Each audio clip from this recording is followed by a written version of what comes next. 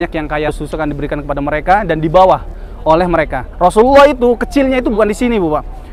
Di sekitar di Taif naik ke atas.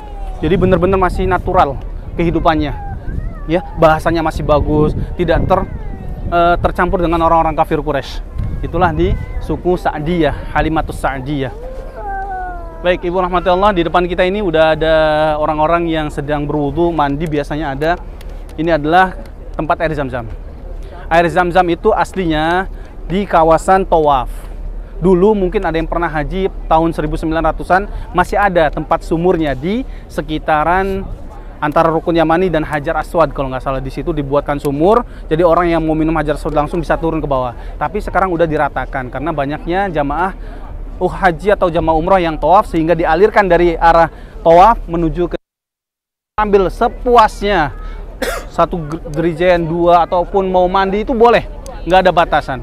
Ya, jadi inilah asli daripada air Zam-Zam. Jadi bukan dibuat-buat, emang dialirkan dari tawaf kemudian menuju ke kawasan ini. Kalau ini adalah tempat mauqif atau parkiran jamaah haji, baik Indonesia atau negara yang lain kalau jamaah haji. Dan kenapa di sini lebih sepi? Karena di sini jarang ada hotel-hotel. Di sini tempatnya shuttle-shuttle aja. Mereka ini mobil-mobil ini itu apa? Bulak-balik aja karena hotelnya berada di gunung ini. Dan Ibu rahmatullah, kalau kita lihat dari sana kita akan mengunjungi atau melewati sekitar Masjidil Haram. Mau nggak ke sana? Jam berapa sekarang? Kita melewati bangunan terbarunya Masjidil Haram yang mungkin nanti berapa lagi? Setengah 6 masih lewat 10 ya. Masih lama ya, masih zaman lagi kita keliling sampai ke arah depan lagi insyaallah. Ada pertanyaan sebelumnya? Namanya gunung apaan dulunya? Gunung nggak ada namanya ini. Ini kawasan Syaib Amir. Jabal Syaib Amir, kawasan perkampungan Syaib Amir. Dan yang paling utama daripada kisah seperti ini, Ibu rahmatullah, tentangnya bagaimana kita mencintai Muhammad SAW, bukan karena tempat yang di sini memuliakan kita ataupun ada karomah ataupun yang lain, tapi di sini kita mengenang hanya tempat Rasulullah SAW. Karena kenapa ditutup sekarang? Dulu ini dibuka merupakan perpustakaan. Tapi kenapa ditutup? Banyak gambar-gambar di situ bahwa mereka menyalahgunakan, ada yang menempel di tembok, ada yang sholat ruku bukannya menghadap Masjidil Haram tapi menghadap ke sana. Itulah yang menjadi penyimpangan-penyimpangan sehingga ditutup sekarang. Yang terpenting adalah di sini juga mengingatkan tentang bukan kelahirannya yang harus dirayakan, tapi yang penting yaitu mengamalkan sunnah-sunnah Nabi kita Muhammad SAW, sebagaimana konsekuensi kita syahadat kepada Nabi kita Muhammad. Apa itu?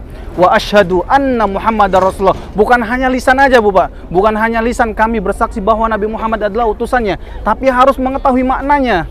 Ya, maknanya apa? Syahadat kita kepada Nabi Muhammad SAW, tasdiquhu fima akhbar wa ta'atuhu fima amar wajtinabu ma naha anhu wa zajar wa an la ya'budullaha illa bima syara'. Empat ini hakikatnya syahadat kita kepada Nabi Muhammad SAW, harus mentaati apa yang diperintahkan.